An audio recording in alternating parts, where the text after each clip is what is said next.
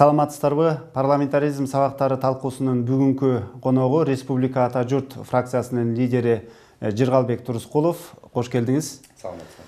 Мына өзүңүз байкагандай 6-чакырылыштын ишин жыйынтыктап жатып, фракция лидерлерине алардын шайлоо алдында берген убадаларын эске салууга туура келип атат. Мына сиздердин ошо парламенттеги ордуңуздар кандай болду? Ошо 5 жыл ичиндеги жасаган, аткарган ишиңиздерге өзүңүздөр мына фракция катары, анын ичиндеги депутаттар катары ыраазы болдуңуздарбы? Эми 6-чакырылышка келип, Республика Ата Журт фракциясы ишмердигин алып барды. Мен ойлойм, биз шайлоого чыкканда элге берген убадабыз негизинен 15 мыйзамды сунуштап чыкканбыз. Өзүбүздүн платформабызда, программабызда айтып, убадабызды берип чыкканбыз. Келгенде фракция түзүлүп, депутаттарыбызга элге берген убадабызды мыйзам ишке ашыруу боюнча бөлүп алып ишти алып бардык. Кудайга шүгүр, бүгүнкү күндө 15 мыйзамдын 13-ü ишке кирди. Демек биз элге берген убадабыздын 85-86% аткардык десек, бул далил. Ошолордун ичинен кайсы мыйзамдарды мындай бир Кыргызстандын жашоосун, элдин жашоо турмушун өзгөртүп ийген, таасир берген мыйзамдар деп эсептейсиз? Эми бул жерден биз дагы мыйзамдардын негизинен ушу элдин жашоосун жакшыртуу боюнча платформа программабызга мыйзамдарды сунуштаганбыз. Бул жерден айтып коеюн, бир-эки нерсени мыйзамды айтып кетейин. Парламентке келгенде билесиздер, мамлекеттик камсыздоодон баш тартуудан баштаганбыз. Чоң жаңжал, чоң парламентте ызы-чуу болгон. Анткени ушу билесиз, эсиңизде болсо керек, ушу шопурларды, жардамчыларды машинадан баш тартуу деп, батирлерден деп. Бирок эми ал элдин жашоосун жакшырткан жок да. Сиз шопурларды жумуштан жок, мен ошону айтып кетип атам. Жумушсуз калтырдыңыздар, анан парламентти алсыраттыңыздар. Жок, бизден эми мыйзам элге берген убадабыз болуп атат. Бул элге берген убадада келгенде сөзсүз түрдө аткарыш керек деп турабы. Анан бул эми аткарылды. Өзүңүз билесиз, эми 4 жыл, 4,5 жылда мына 380-400 миллиондой эконом болду. Туура, эми ал экинчи бул маселе. Биринчи маселе ушундай болот да. Анан кийин сот системасын реформалоо боюнча биздин сунуштаган мыйзам боюнча азыркы мына учурда соттордун телефонун тыңшоо боюнча мисалы турабы, сот реформа дейбиз, сотко ишеним керек дейбиз. Бул болсо чоң таасир берди дейм. Андан тышкары калкты жеткиликтүү турак жай менен камсыздоодо биз мыйзам көтөрүп чыкканбыз. Ошонун алкагында мамлекетте турак жай ипотекалык компания ачылып, азыркы кезде мына 7-8-9% менен бул иштеп атат. Коопсуз өлкө деп айтканбыз, ал боюнча мына азыр эми коопсуз шаар эми ишке кирип атат. Бирок баягы биздин мыйзам менен, анан өкмөттүн программасы менен ошонун алкагында мындай эми биз өкмөт менен чогуу биргеликте иштеп, ушундай иш кетип атат да. Дыйкандарга арзан жана жеткиликтүү насыялар деп 7% деп чыкканбыз. Азыркы учурда бул өкмөттүн программасы менен дагы 6%дан насыя алып атышат.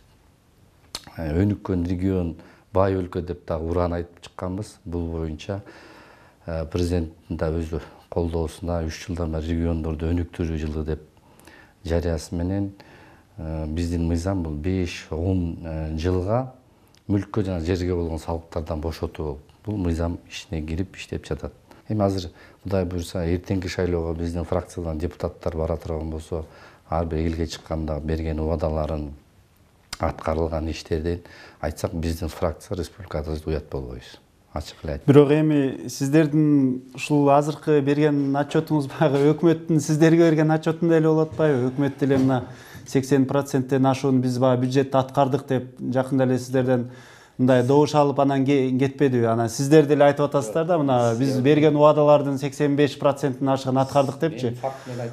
Ал цифра, процент бул жерде эч нерсе өзгөртпөйт да, Жыргалбек Күрүшбекович. Сиздер барганда эртең элдер сурайт, биздин жашоо турмушубуз өзгөрдү, мына 5 жыл мурда келдиңер эле, жакшы убадаларды бердиңер эле, канаки деп ошону сураса эмне Эми бул дейсиздер? жерден өкмөттү отпайсызбы? Бул жерден эми парламентте бизде мыйзам чыгарган орган болгондон кийин ушу жашоо шартын өзгөрттү. Мына биздин мен сизге так айтып бердим, мына элдерди эле телекөрүүчүлөр көрүп атат, жарандарыбыз көрүп атат. Болгон алып чыккан программа платформаларыбыздын ишке ашыруу боюнча кандай иштеп атат. Мисалы үчүн эми ошол эле биздин коопсуз өлкө деп, коопсуз шаар деп канча биз фракция өткөрүп, канча кыйкырып парламентте айтып, өкмөттү давай келгиле, иштегиле, бат алып келе, техникалык каталар менен бул ишке ашпай атты, мынакей азыр иштеп атат. Эми биз алдын ала ушулар өзгөрсө, ушулар ишке ашса, ошондо элдин жашоосу өзгөрөт деп чыкканбыз да, туурабы? Ошон үчүн эми азыр жана сиз айтканыңыз эми туура эмес болуп калды. Баягы өкмөт 80% силерди. Мен 15 мыйзамды так алып чыкканбыз, ушуну аткарганга биз күчүбүздү жумшайбыз, келип парламентке мыйзам чыгарган орган катары деп. Келдик, ошону 2ден, 3дөн, 1ден депутат бөлүп алып эле, сен муну алып бар, сен бул жакта тажрыйбаң чоң, сен бул мыйзамды алып, мисалы үчүн энергетика мыйзамды мен алгам, менин баягы өзүм билимим бар ал жактан. Ошентип бөлүп алып чыкканбыз да. Эми биздин, мен ойлойм, туура сиз айтып аткан баягы жон териси менен сезиш керек элдер. Эми бул бүгүн эртең деген күн эмес экен да. Мисалы үчүн коопсуз шаар деле канча биз коопсуз өлкө дедик, коопсуз шаар дедик, антип атып, мына эми ишке ашып, иштеп, жыйынтыгын берип, шуурдай болуп, тизилип, баарыбыз тең тартипке келип атабыз. Мисал үчүн да. Ошондой эле келгиле де биздин мурунку пайыздарды билесиздер. Асман чапчыган 14-15% менен ошол эле биздин дыйкандарга берчүбүз. Ошондой эле ипотекага, ижарага, ипотека алам деген биздин жаштарга мисалы кыйын эле болчу да мурун, билесиздер, 17-18-19% менен берилчү. Ошонун баарын түртүп, түпкүлөп атып, мыйзам чыгарып, ошентип атып анан ошого алып келинип атат да. Бул эми жашоо шарттын ошого келиши, мындан дагы пайызы төмөн болуш керек деп мен эсептейм. Буюрса 7-чакырылышка барып калсак, анда дагы мындан дагы талаптарды коюш керек. Мындан дагы жашоосун, элибиздин жашоосун өзгөрткөнгө, оңогонго мындан дагы жакшы мыйзамдарды алып чыгышыбыз керек. 7-чакырылышка бараардын алдында сиздер сөзсүз түрдө элдин алдында да отчет бересиздер. Мына парламенттеги эң саны боюнча эң ири 2-чи фракциясыздар, туурабы? Анан ошол эртең эле мына күзгө маал август-сентябрда элдин алдына барганда ошо сиздердин фракциянын, сиздердин партиянын эл алдында жүзү жарык деп так кес айта аласызбы? Мен жана да айтып кеттим, дагы айта алам. Биз элге уялбастан чыгып болгон нерсени айтып бергенге практика жагынан дагы, факт жагынан дагы далилибиз бар. Эртең элге чыгып шайлоого барсак эмне кылдыгында биз так жоопторубуз бар. Ошон үчүн мен ойлойм, биздин фракция ишмердүүлүгү жаман эмес алып барды. Туура эл ар бир депутат боюнча анда өзүнүн баасын бергенге мен эл берет деп айтам. Анткени биздин фракцияны айтып атам, кандай кылып иш алып бардык деп, чогуу 28-өзүбүз. Элге барганда ар бир депутатка сен тияктан иштебей койдуң, сен элдин көйгөйүн көтөрбөй койдуң, сен такыр сүйлөбөй койдуң, сен бир маселе көтөрбөдүң дегендер да болушу мүмкүн. Ал эми эл баасын берсин деп айткым келет да.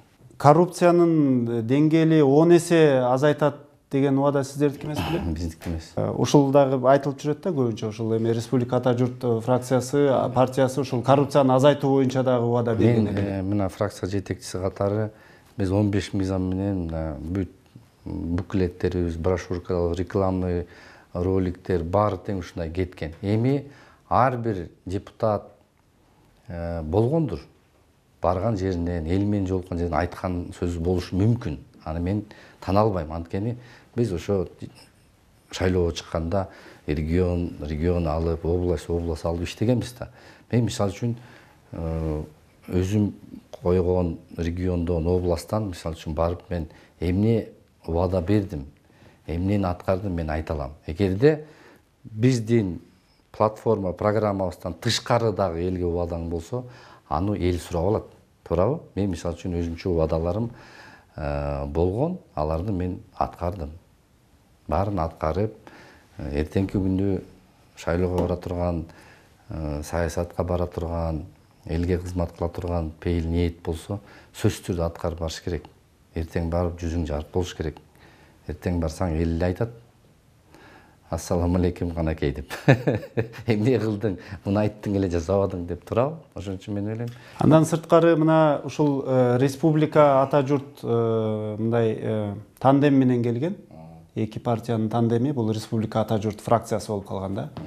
Анан ошол тандемди жетектеп Өмүрбек Бабанов келген да.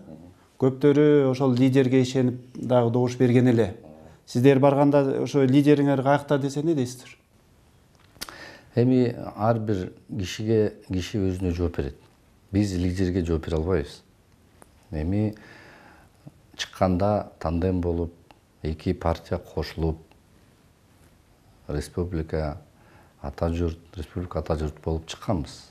Чыгып, эки лидерибиз бар эле. Ташиев, мына Бабанов. Эми өзүлөрү ал өзү тагдырын өзүлөрү чечет экен. Биз чече албайбыз. Саясаттан кеттим десе кетишет экен, барбайм десе барбайт экен. Эми мен ойлойм, ал жерден ар бир киши өзүнө жооп бериш керек. Ал эми ушул Раждын келечеги кандай болот деп ойлойсуз? Бул шайлоого өз-өзүнчө барабы, же болбосо кандай болот? Бул жердеги депутаттардын маанайы кандай болуп атат азыр? Эми республика партиясы мына азыркы күндө лидери Жинчироев Мирлан Канатбекович ишеним берип, республика партия Бабанов төрагалыгын өткөрүп берди. Бүгүнкү күндө партиянын лидери айтты: биз өзүбүзчө барабыз, ата журт менен чогуу барбайбыз деп айтты. Так массалык маалымат каражаттарынан чыкты. Бүгүнкү күндө өзүнчө барабыз деп аракеттер жасалып, штаб ачылып, иш алып бара баштады да. Анан эми депутаттардын маанайы жана айткандай эле өзүнө өзү баары тең чечет. Эртеңки күндө шайлоого катышабы, эртеңки күндө кайсы партия менен барат. Мындай да эл дагы түшүнүш керек да. Бүгүн бул партия, эртең тиги партия деп айтышат, бирок ар бир адам иш жүзүндө келгенде көз карашы өзгөрүшү мүмкүн, туурабы? Ошон үчүн мен азыр так 28 депутаттан мынча депутат республика менен барат, мынча депутат ата журт менен барат деп мен так айта албайм да. Анткени ар бир өзүлөрү чечишет. Өзүңүзчү? Мен азыр республика менен барам. Сиздин мына жеке депутаттык тажрыйбаңыз, мына фракция лидери катары тажрыйбаңыз эмнени көрсөттү? Эмне кылыш керек экен, кандай өзгөрүүлөргө барыш керек экен? Ар бир эле партия шайланып келип алып, анан өкмөттөн бир вицелик орунду өзүнүн адамын ошол жака дайындап коюп эле, анан кийин ошол кресло бөлүштүрүп, кызмат бөлүштүрүп отуруш керек бекен, же бир башкача механизмдер керек бекен? Жөн бул жерден келип алып кресло бөлүштүрүп деген дагы туура эмес да. Бул жерден элге берген убаданын, программаңдын аткарыш үчүн сөзсүз түрдө бийликте, өкмөттө, аткаруу бийлигинде тажрыйбалуу өзүңдүн депутаттын арасынан болобу же башка татыктуу адамдарыңар болобу, ошону берип, иштетип программаны аткарыш керек да, туурабы? Эгерде бул жерден биз сунушубузду берип, айтып, деп эметкенден дагы көп нерсе өзгөрүп кетпейт. Ошон үчүн сөзсүз түрдө аткаруу бийлигине дагы балдарды жөнөтүп, кыздарыбызды жөнөтүп, ишке салып иштетиш керек. Аны биз дагы тажрыйбада мына көрдүңүздөр. Биздин фракциядан дагы өкмөт мүчөлөрү көп эле ишке барып иштешти. Мына ушу соңку эле мисалы ошол Алтынай Өмүрбекованы алдагы мына бул жерде эң тың депутаттардын бири эле вице премьер-министрлик алып бардыңар. Бир жарым жылдан ашуун убакыттан кийин кетти. Анын ордуна кайра эле дагы бир тың депутатыңарды Айда Исмаилованы алып барып койдуңар. Ал иштеп атат. Ушундай мындай кадрлык ушундай өзгөрүүлөр өзүнүн натыйжасын берип атабы? Эми мен негизинде бул нерсеге каршымын да, мындай. Бүгүн 1 жыл иштегенден кийин, жарым жыл иштегенден өзгөртүш керек деген немеге каршымын. Негизинде тажрыйбалуу, татыктуу ишти алып кете турган кишилерди беришибиз керек, сунушташыбыз керек. Ошо сырттан караганда ошондой эле сезилип атпайбы? Мисалы, ошол абдан мартабалуу орунга эле фракция же болбосо партия өзүнүн адамын кезектештирип отургандай көрүнүп атат да. Эми сыртта адамдарга туура көрүнүшү мүмкүн, бирок ичинде биз жүрөбүз, андай эмес дейм. Анан биз дагы болот, талдап, тандап, өзү менен кеңешип, өкмөттүн башчысы менен кеңешип иш болот да мунун баары тең. Анан мындай эле жок меники, сеники деген болбош керек. Бул эми мамлекет бир. Ошон үчүн өкмөт, парламент, мен ойлойм, алтынчы чакырылышта жаман эмес эле иште чогуу мындай конструктивный эле көп иш болду. Эми менин оюмча алтынчы чакырылышта да жаштар, жаңылар, депутаттар көп болду. Мен мурундагы саясатты карап, парламентти карап жүргөн, талдап, анализдеп жүргөн адам катары кызыгып саясатка. Мурунку созуктарды эми мындай эмесин айтпай эле коеюн. Болгон да, мисалы үчүн, туураны туура эмес деп, туура эмести туура деген нерсе болгон. Аны эл эле билет. Мен ойлойм, бул жерде алтынчы чакырылышта кичине андай азыраак болуп, конструктивный иш алып бардык да. Эми чогуу иш алып барып, түшүнүк менен эми кыйкырып өкүрө бергенден эле пайда жок да. Ошону туура түшүндүрүп, туура жолду, сунуштарды берип ишти алып барсак, чогуу иш кетет да. Бирок ошондой болсо дагы бир депутатты кетирип, анын ордуна башка депутат келип, бир өкмөт мүчөсүн кетирип, анын ордуна башка партиянын өкүлүн же фракциянын өкүлүн алып барып, ушул сыяктуу орун алмашууларды, кадрдык баягы өзгөрүүлөрдү токтотуп, мындай стабилдүү, туруктуу өкмөт, туруктуу депутаттар, туруктуу парламент иштеш үчүн келечекте эмне кылыш керек? Кандай азыр өзгөрүүлөр күтүлүп атат сиздин багыңызда? Эми тез өзгөртүү, мен жана айтып кеттим, бул терс жагын берет. Анткени бир адам эле барып ишине өзүн кирип, баарын түшүнүп, баарын жолго салгыч убакыт керек, туурабы? Ошон үчүн эми негизинде башка өлкөлөрдү, Европа өлкөлөрүн мындай карап көрсөң туруктуу да аябай. Мисалы үчүн бизде 30 премьер-министр.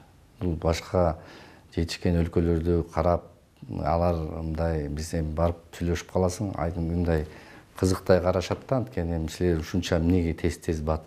Бизде мисалы үчүн Европадан мисалы үчүн бизде 3 эле премьер-министр болду дейт да. Андан кийин бул туура эмес. Ошон үчүн бизде туруктуу болсо, эми ошол эле инвестор келеби, кандай сүйлөшүүлөр болот? Келсе эле бүгүн сиз турасыз, министр болуп, эртең келсе эле мен турам. Анан кандай иш болот? Ошон үчүн бул жакты мындай нерсени терс жактары токтотуш керек. Парламентте ошого моюн сунуш керек, ошого дагы туура мамиле жасаш керек. Анан кийин жок меники, сеники андай болбойт. Ошон үчүн мен ойлойм, буга мына парламент өзү парламент жаңыбыз да. Парламент мына Средняя Азия боюнча мына ушу парламенттик, президенттик башкаруу системасын алып, азыр парламентти өнүктүрөлү деп президент да колдоп атат. Эми ушундай кетип баратабыз да. Бирок жаш баладай болуп чалынат экенсиң, мүдүрүлөт экенсиң, көрөт экенсиң көп нерсени. Ошентип акырындап кетип баратат, туура. Ошентип эле азыр бүгүнкү күндө парламентти өнүктүрүү үчүн, алдыга сүрүш үчүн 9% деп биз мына босогону кабыл алганбыз. Алтынчы чакырылыш. Ошол негизинде мен туура деп эсептейм. Босого акырындап көтөрүлүп, биз 6-7 партия болуп келбей, уште 3-4, мисалы үчүн эми Америкада 2 партия, мисалы үчүн, туурабы? 435 депутаты бар. Ошондой алып келип туруктуу болот ошондо. А биз 6 жакка тартканда эмне калып атат? Ошон үчүн бул туура нерсеге кетип атканбыз да, бирок тилекке каршы коомчулук бүгүнкү күндө лидер партиялар менен сүйлөшүүлөрдү жүргүзүп карап көрсөк, азыр эртерээк болуп атыптыр да. Биз дагы кичине шашып бараткандай болуп, кайра эми азырына көрүп атасыздар. 7 босоо кылалык, 5 босоо кылалы деп, анан азыр коллегалар салып чыккан, ал өтпөй калды. 7 босоого келип атасыздар, талаш тартыштар азыр болуп атат. Бирок эми ушу саясий лидерлер ар дайым эле мындай жаш болуп атабыз, жаңы эле мына өнүгүп атабыз дегенине 30 жыл болду да. Азыр мындай кишинин жашы менен алып карасак жаш деле эмес да. Биздин Кыргызстандын, эгемендүү Кыргызстандын тарыхы жаш деле эмес. 30 жылдан бери 30 премьер-министр алмашты, канчалаган парламент алмашып атат. Саясатчылар жүрөт, өстү, пенсияга кеткендери да болуп атат. Анан кийин чет өлкөлүктөр эмес, эл деле сурап атат да, булар качан бул саясатчылар бир туруктуу жумуш кылат, мындай кызмат эле, кресло эле талашпастан мындай биз үчүн иштейт деп күтүп атат да. Ушу келе жаткан чакырылышта ошол элдин үмүтү акталат дегенге бир үмүт барбы сизде? Сөзсүз түрдө ар бир жыл сайын, ар бир ай сайын, күнүгө өзүбүздү өзүбүз оңдоп түзөгөнгө аракет жасашыбыз керек. Ошондой эле элибизге, жерибизге кызмат кылып, алдыга өнүктүрөлү деген максат болуш керек. Анан мен ойлойм, жылыш сөзсүз түрдө болот. Туура элибиз дагы жон тери менен сезиш керек. Элибиз мына саясатты өтө чоң саясатчы болуп калышты. Бул дагы жаман нерсе. Ошон үчүн мен ойлойм, элди сөзсүз түрдө экономиканы көтөрүп, элди иш менен камсыз кылып, саясатчылар саясатын кылсын, элибиз өзүнүн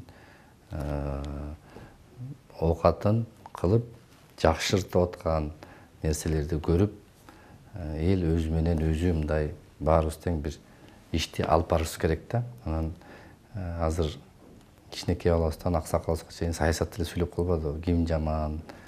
Баарыбызды президенттен баштап баарыбызды жамандап. Эми бул ойлойм да, пейил ниетти оңдош керек азыр. Оңдоп, жакшы жагына умтулсак, ошондо жакшы болот. Пейил ниетти бийлик оңдош керекпи же элби? Пейил ниетти баарыбыз оңдош керек. Эл дагы эл, бийлик дагы эл, туурабы? Ошон үчүн бир элбиз. Ошон үчүн биз деген пейил ниетти баарыбыз оңдошубуз керек. Ушу жакшырталык, жакшы иш алып баралык, кызмат кылалы деген пейилди коюш. Мына атуулдук активисттер социалдык түйүндөрдө азыр тажадым дегендей бир өнөктүктөр менен чыгып атышат да. Тажадым, ушу бийлик алмашса экен, башкача депутаттар келсе экен, башкача парламент келсе экен дегендей пикирлерин айтып атышат. Сизге ушундай акциялар, ушундай пикирлер жетип атабы? Эми жетип атат, көрүп атабыз. Массалык маалымат каражаттары дагы эми билесиздер, азыркы учурда ошо көбү бар да, бир чырпык сайган эмес, бирок колдору иштейт да, жатып алып диванда алда туура эмес. Ошо өзү көрсүн, өзү мен эмне кылдым деп сураш керек биринчи. Ушу министр эмне кылды, депутат эмне кылды, президент эмне кылды деп суроо берердин астында мен эмне кылдым деш керек да. Ошондо пейил оңолот. 5 жылдан бери сиздерди деле эл сынап эле келатат, сындап эле келатат. Сиздер дагы ошол сындан тажадыңыздарбы? Эми сын сөзсүз түрдө болуш керек. Сын пикир болуп турса, ошондо адам баласы түздөлөт. Ошондо туура жолго кеткенге аракетин жасайт. Бул жерим туура эмес турбайбы? Муну туура эмес кылып койгон турбайбы деп. Туура эми бул мындан нерседен тажадым, тажабадым эмес, туура нерселерди жашса өзүң туура кабыл алышың керек. Эгерде аз билесиздер, массалык маалымат каражатында жана фейк деген нерселер бар. Ал жерден эми жанагындай заказной деп коебуз. Ушу анча тыйналып, туура эмесиңди туура деп жазып, туураңды туура эмес деп жазгандарыбыз бар. Эми ошо алда пейил да туурабы? Алдагы эми ушу бирөө жарымдан ою пейили начар адамдан тыйналып алып, туура эмес жазганда эми аны көрүлүп атпайбызбы? Эгерде туура жазып, шуну туура мен мындай кылып койдум эле ушул жерден, туура жазды деп, андай күндөр да болот негизинде. Анда сүйүнүп каласың. Бирок сындын көп эле туура эле болуп атпайбы? Сын жок, ошо айтпайм мен. Сындын көп эмеспи? Сөзсүз түрдө ушу туура сын пикир болсо түзөлүп калат да адам баласы. Маегиңизге рахмат. Парламентаризм сабактары талкуубуз ушуну менен соңуна чыкты. Бүгүнкү студиябыздын коногу Республика Ата Журт фракциясынын лидери Жыргалбек Турускулов болду. Саламатта калыңыздар. Бул дагы бир алдыга жылыш. Жана ошо мыйзам менен жашоо. Топ кылып барып чай беришет. Өкмөткө сын айтып атабыз.